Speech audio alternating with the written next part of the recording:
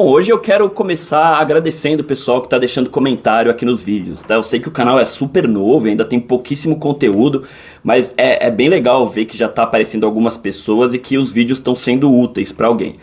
Conforme prometido na semana passada, aqui eu vou fazer um vídeo geral sobre os 3 principais argumentos que as pessoas usam para contrariar a visão marxista do capitalismo que eu apresentei no último vídeo. Se você não viu o vídeo anterior, então eu sugiro bastante que você passe por lá antes. Tá aqui o card para você. Tá bom? Caso você já tenha visto e esteja pronto para lidar com os contra-argumentos, vamos direto ao ponto, enterrar cada um desses argumentos, um de cada vez.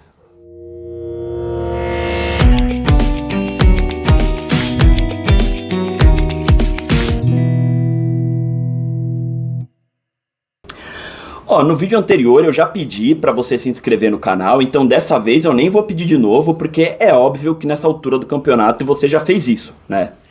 Sim, é óbvio, né? Bom, apesar de no vídeo anterior eu ter tentado, né, dentro das minhas limitações, explicar a visão marxista do capitalismo da forma mais didática possível, alguns argumentos muito comuns no nosso dia a dia costumam tentar contornar essa realidade. Então hoje eu vou tratar sobre os 3 principais argumentos nesse sentido, sendo que o primeiro deles é a ideia de que o valor das mercadorias é subjetivo. Essa é uma daquelas ilusões clássicas do capitalismo, mas é uma ilusão que vai cair por terra agora mesmo, pode ficar tranquilo. Do que eu estou falando aqui? Estou falando sobre essa percepção de que o preço dos produtos no mercado é definido de uma maneira um tanto quanto aleatória, subjetiva, não tem a ver com a quantidade de trabalho humano presente no produto, mas sim com quanto as pessoas, de uma forma totalmente relativa, estão dispostas a pagar. Pois é, só que não é assim que a realidade funciona. Pelo menos não é assim que ela funciona na maior parte das vezes. Prova cabal disso? Artigos de luxo. Então, por exemplo, quando a gente pega uma dessas joalherias chiques, tipo uma Tiffany da vida, que vende joias por milhões de dólares, isso reforça mais ainda essa nossa impressão. Afinal de contas, não tem como um anel chegar a custar milhões e milhões de dólares, se não for através do julgamento totalmente subjetivo de um bilionário que acende a lareira com nota de 100 dólares. Não é verdade? Não, não é verdade. Se isso fosse verdade, a margem de lucro de empresas como a Tiffany seria simplesmente exorbitante. 200.000% de lucro, 3 trinqualhões% de lucro. Porque, afinal de contas, esse preço não teria relação nenhuma com os custos efetivos dos produtos que eles vendem. Mas só que não. A Tiffany é uma empresa de capital aberto, então tem informações públicas sobre o balanço dela. E aí as informações que eu vou colocar aqui, todas eu peguei desse site investidor10.com.br, mas são informações públicas mesmo, você pode pegar em qualquer lugar. E aí o último ano fechado que tem ali da Tiffany foi em 2020. Nesse ano mostra que ela teve um faturamento de 4,4 bilhões de dólares e um lucro líquido de 541 milhões, ou seja, um lucro de 12,2%. Que é uma margem de lucro absolutamente compatível com qualquer negócio de qualquer segmento da economia.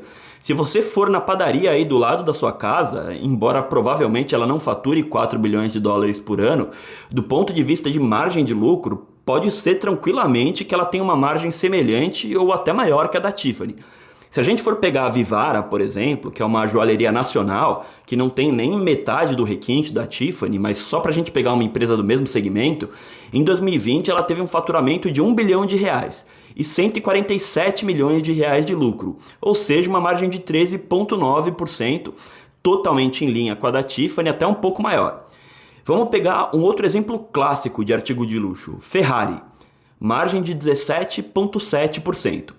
E aí, vamos comparar isso com uma marca de consumo massificado, tipo a Coca-Cola, margem de 23,5%, a maior de todas as 4 nesse ano em específico. Quer dizer, você já pode tranquilamente passear no shopping Iguatemi com a sua bolsa da Le Postiche, porque ela tem uma margem tão boa quanto a da Louis Vuitton. Mas então o que isso prova é que não tem subjetividade nenhuma nesse processo de valoração, por um motivo muito simples. Se realmente a Tiffany tivesse uma margem de lucro exorbitante, todos os capitalistas do mundo iam colocar o dinheiro deles nesse segmento, o que naturalmente ia obrigar a Tiffany a baixar os preços dela até algo próximo do valor concreto das mercadorias. O que acontece, lógico, é que a gente cultiva essas fantasias por falta de visibilidade do processo produtivo como um todo. Então a gente não tem a menor ideia do nível de trabalho envolvido para você conseguir extrair e lapidar um diamante numa qualidade XPTO, sem contar todos os custos operacionais de uma empresa desse tipo. Mas na prática, margens muito fora dessa ordem de grandeza, de uns 10, 20%, quando acontecem muito pontualmente. E só até o mercado conseguir se ajustar e fazer com que os preços voltem a orbitar em torno do valor concreto da mercadoria, que em última instância, como a gente falou antes, é sim definido pelo volume de trabalho necessário para produzir esse produto. Isso, lógico, sem contar o caso de produtos que estão fora do ciclo normal de produção e circulação de mercadoria, tipo obras de artes raras que são irrelevantes dentro dessa discussão de mercado. Bom, o argumento número 2 eu também adoro, né? E é aquele argumento que vai apelar para a melhora na qualidade de vida das pessoas. Em suma, esse argumento vai discordar do raciocínio de que o salário que a gente recebe é definido a partir do mínimo necessário para a nossa subsistência. E eu confesso que eu sou bastante sensível a esse argumento, porque, como eu disse no vídeo anterior, também demorou para eu conseguir entender o que está por trás dele. Mas existem alguns elementos na nossa realidade que permitem que a gente comece a perceber isso com um pouco mais de concretude. Um desses elementos é o fato de que os salários tendem a variar dramaticamente a depender dos custos de vida locais. Ou seja, um mesmo tipo de trabalho para produzir um mesmo tipo de mercadoria tende a receber salários radicalmente diferentes se for executado por um trabalhador da Suíça ou do Senegal. Isso por si só já deixa claro que o tipo de trabalho ou o volume de trabalho são variáveis muito menos importantes no cálculo do salário do que os custos de vida daquele trabalhador. E ainda existem outras formas de observar isso, como por exemplo o fato de que aumentos de produtividade não costumam impactar nos nossos salários. Por exemplo, suponha que uma costureira demorava um dia para fazer uma camisa antes da invenção da máquina de costura. A incorporação da máquina na rotina de trabalho pode permitir que ela multiplique por 5 a produtividade, mas certamente isso não significa que o salário dela aumentou 5 vezes. Basta imaginar o que aconteceria se você reduzisse a renda de uma costureira comum para 1/5. Ela ia morrer de fome. Ao invés disso, o que acontece é que esse mesmo custo de um dia de trabalho da costureira agora passa a ser diluído em 5 camisas ao invés de uma camisa só. Ou seja, o valor da camisa cai. E ok, a gente até pode argumentar que esse mesmo fenômeno faz com que as pessoas tenham acesso a bens que não tinham antes. E de fato faz mesmo, tá? Mas esse tipo de comparação com outros tempos faz muito pouco sentido. Especialmente quando a gente pensa que o mínimo necessário para que o cara seja admitido numa determinada função também varia com o tempo. Experimenta procurar um trabalho de costureira, por exemplo, sem ter um WhatsApp onde o seu patrão possa te contactar. Você vai entender que até um smartphone hoje em dia é uma ferramenta indispensável, até mesmo para os trabalhos menos qualificados. Ou seja, o aumento da produtividade da costureira pode até permitir que ela tenha acesso a bens que ela não tinha antes, mas nunca vai permitir que ela escolha trabalhar menos, por exemplo. Isso só acontece através de lutas sociais. E olhe lá. E só um adendo aqui, tá? Se o salário mensal já nos causa essa impressão de que a gente está sendo pago pelo nosso trabalho, existem outras modalidades de remuneração que camuflam ainda mais essa relação. Por exemplo, o pagamento por peça, né, que hoje a gente vê sendo usado em aplicativos como Uber, como iFood. Aqui, a ilusão do trabalhador estar sendo pago pelo trabalho dele é ainda maior. Isso porque, de fato, nesses casos, quanto mais ele trabalha, mais ele recebe. Mas isso continua sendo uma ilusão, né? Na prática, a base de cálculo continua sendo o mínimo necessário para esse cara sobreviver. Sobreviver e pagar a manutenção do carro, a gasolina, enfim, manter a força de trabalho dele disponível para o empregador. E geralmente, na prática, esse cara vai ter que trabalhar até mais horas que uma jornada CLT de trabalho normal para atingir esse patamar de subsistência. Ou seja, como diz o Paulo Galo, eles não têm autonomia nenhuma de horas de trabalho, porque os boletos dizem para eles quantas horas eles têm que trabalhar. Bom, e vamos lá. Agora argumento número 3, e eu vou fazer só 3 hoje, porque eu quero que vocês digam aqui quais os próximos pra gente discutir, tá? Eu sei que tem vários outros sofismas que o pessoal usa sempre por aí. Mas esse terceiro argumento é um que eu gosto de chamar de o capitalista corajoso, né? Esse é o argumento que vai dizer que, a despeito de qualquer coisa que eu tenha dito nesse vídeo ou no vídeo anterior, é justo que o empresário tenha lucro, né? Mesmo que esse lucro seja proveniente do trabalho de outras pessoas, porque afinal de contas o capitalista se arriscou, né? Ele investiu o dinheiro dele, que ele podia ter gastado com prostituta, iate, viagem cara, roupa de marca brega, mas ao invés de comprar tudo isso ele preferiu arriscar, né? Portanto, é justo que um homem audacioso desses seja recompensado.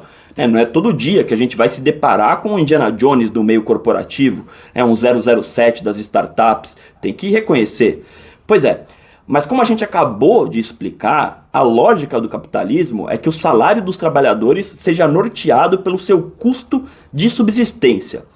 Ou seja, se esse capitalista do qual nós estamos falando é um trabalhador que conseguiu juntar dinheiro para investir num negócio próprio, isso significa por si só que esse trabalhador é uma exceção. Mas falar de exceção aqui não significa apenas falar de uma questão meramente estatística, não. Falar de exceção significa falar de um caso no qual a tendência do sistema falhou.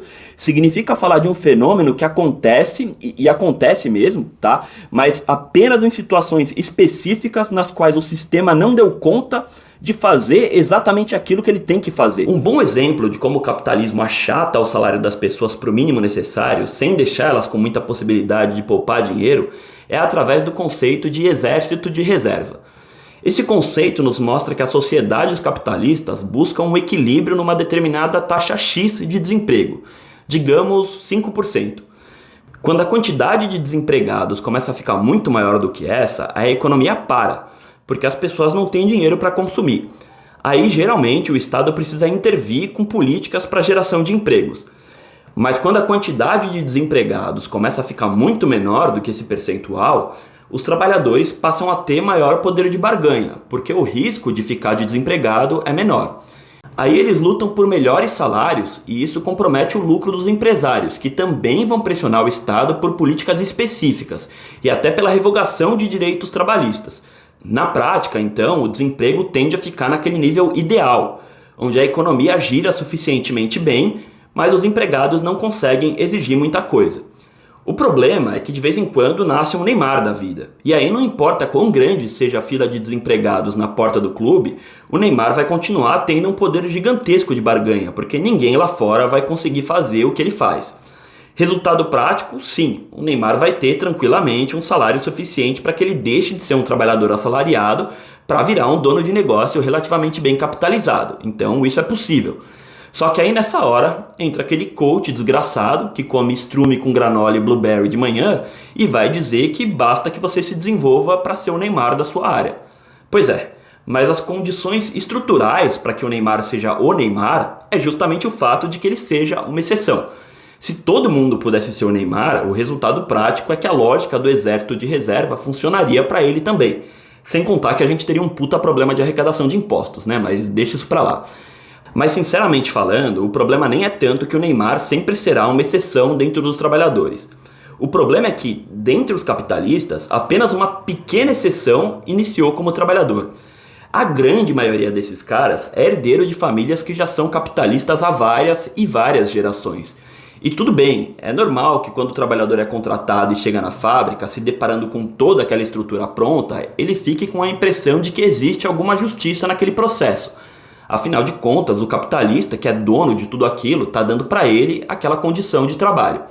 Mas a verdade é que as pessoas que trabalham nessa fábrica ao longo das gerações já pagaram, repagaram, repagaram e repagaram toda aquela estrutura. De modo que é o trabalho dessas pessoas que está cristalizado lá, na forma de máquinas, tijolos, engrenagens. Mas ainda que você volte no tempo para encontrar o Adão dos capitalistas, o primeiro cara que iniciou esse processo, o cara que juntou a primeira moedinha que anos mais tarde daria origem aos maiores impérios da história, você não vai achar um cara que com o suor do seu próprio trabalho deu início a um processo de enriquecimento exponencial. É muito longe disso. Se a gente for procurar o Adão capitalista, a gente vai encontrar um pecado original, que também compromete moralmente todo o desenvolvimento posterior do capitalismo. O chamado processo de acumulação primitiva do capital foi extremamente violento, e foi calcado em expulsão de camponeses dos campos coletivos, uso de trabalho escravo, genocídio de povos originários aqui nas Américas. É desse processo que se origina o direito que os capitalistas têm até hoje de explorar o trabalho assalariado alheio. Cabe pontuar aqui, entretanto, gente, que essa não é, nem deve ser uma crítica pessoal. Tá? Esse processo não é culpa dos capitalistas, que na verdade estão tão presos à lógica do sistema quanto qualquer trabalhador. Muito menos é responsabilidade deles modificar esse sistema. Qualquer modificação, transformação ou superação do sistema, se é que você acha que alguma coisa tem que ser mudada, só pode ser alcançada através de um engajamento da sociedade como um todo, especialmente, é lógico, dos trabalhadores. Bom, você tem mais algum argumento aí pra gente abordar? Tem alguma ideia de conteúdo para sugerir? Deixa aqui embaixo, deixa o like, se compartilha, se inscreve, sai apertando todos os botões aí, por favor. Um beijo, viu?